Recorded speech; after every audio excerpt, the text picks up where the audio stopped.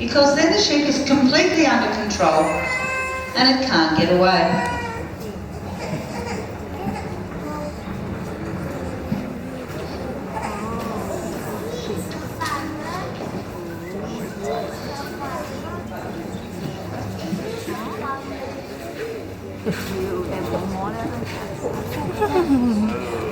Just check it out like this. Just check out like this. Oh, oh my goodness. It's so cute. Oh. When he starts to shear the sheep, he'll start by removing the belly wool first. And once the belly wool has been shorn off, it is kept separate from the rest of the wool because it requires a different processing. And the reason for this is because the sheep lies down on its belly and it picks up a lot of rubbish from the ground, mainly vegetable matter, grass seeds, birds and prickles, which are hard to remove from the wool.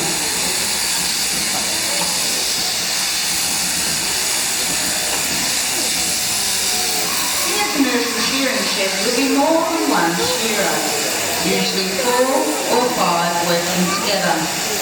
And we call this a team of shearers. They'll start work at 7:30 in the morning, work for 2 hours, have a break, work for another 2 hours, and so on for an 8-hour day.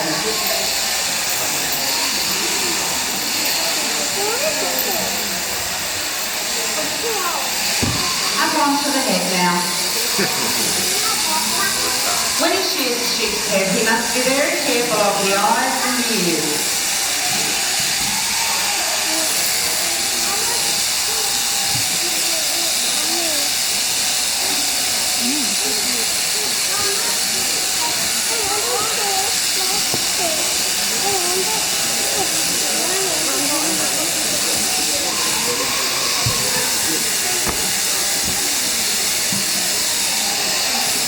The neck is the most difficult part of the sheep to shear.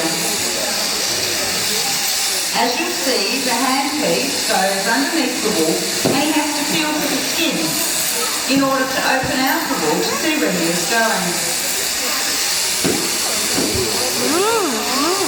In Australia, we shear mainly merino sheep, that is the breed. And merinos are very wrinkly, with a lot of loose skin all over their body, mainly around the neck.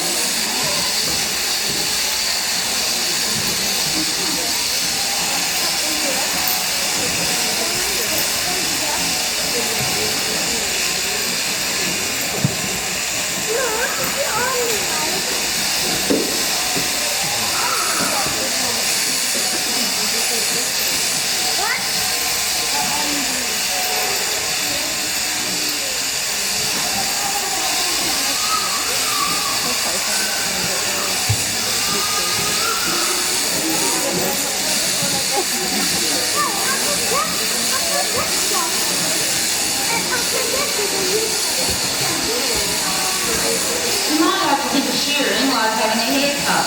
It doesn't hurt when you have your hair cut. You look neat and tidy for a while. But your hair soon grows back and you need to have it cut again. It is the same for the sheep, except we only shear them once a year.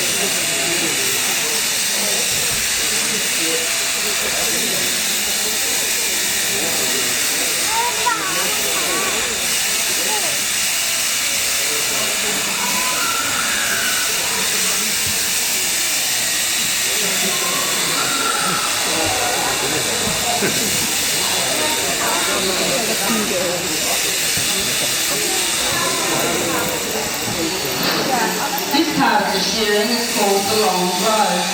A blow being a stroke of the handpiece. And this is the longest blow a shearer can do on a sheep. From one end of the sheep to the other. So he can get a lot of wool off very quickly when he does the long blow.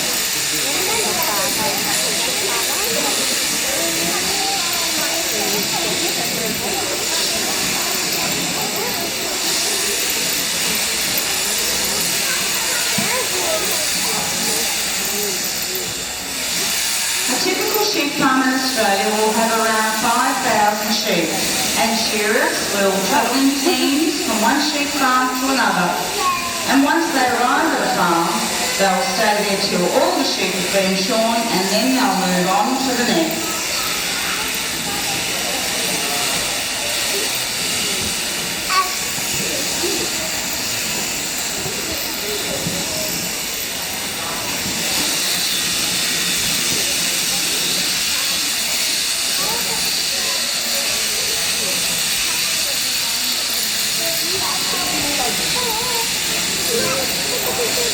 And this last side of the sheep is called the whipping side. And it's called the whipping side because it is the fastest side to shear. Having already shorn off most of the wool, all he needs to do is whip down this last side so he can finish off this sheep and get out another one.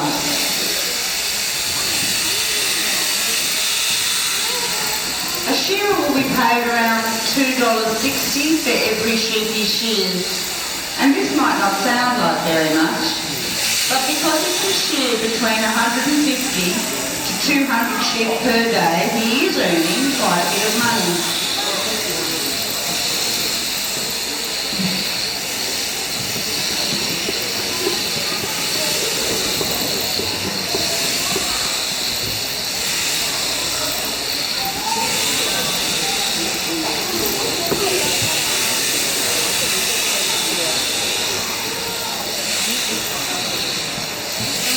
And there we have a lovely clean shorn sheep. Well done, Darren.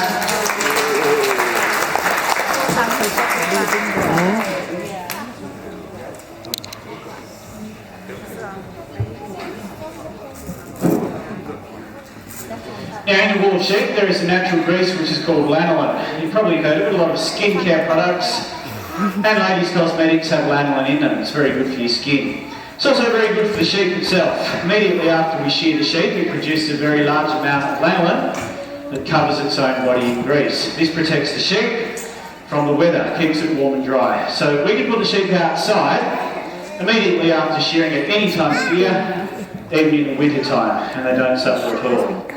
Now the lanolin also helps to heal up any little skin cuts that the sheep gets during the shearing. That's quite normal when you shear a sheep, especially a sheep like this. The sheep's got a lot of skin all over its body there. Those little cuts you can see are just on the surface of the sheep's skin, and it doesn't hurt the sheep. Sheep aren't aware of it. It's just like when you have a shave. Those cuts will be gone in a couple of days. Now when I rub the body of the sheep, give it a good hard rub like this on the freshly cut wool, you'll be able to see the lanolin shining on my hands. It's quite greasy, I can certainly feel it, and it's very good for your skin. So after the show, when the sheep is back in the catching pen, you might like to go in there and give the sheep a rub, just like I did. Rub it for a long time, rub it all over your face, and you'll have lovely soft skin. You'll smell terrible, you'll smell really bad, but you have good skin.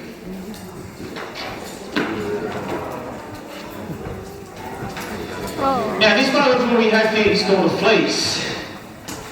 And there are workers in a shearing shed called rouseabouts. One of them will pick up the fleece of wool and then throw it out onto a wool table. Now I'm going to demonstrate this for you just by throwing the fleece out onto the floor so you can see it better. So you might like to just imagine there's a wool table here.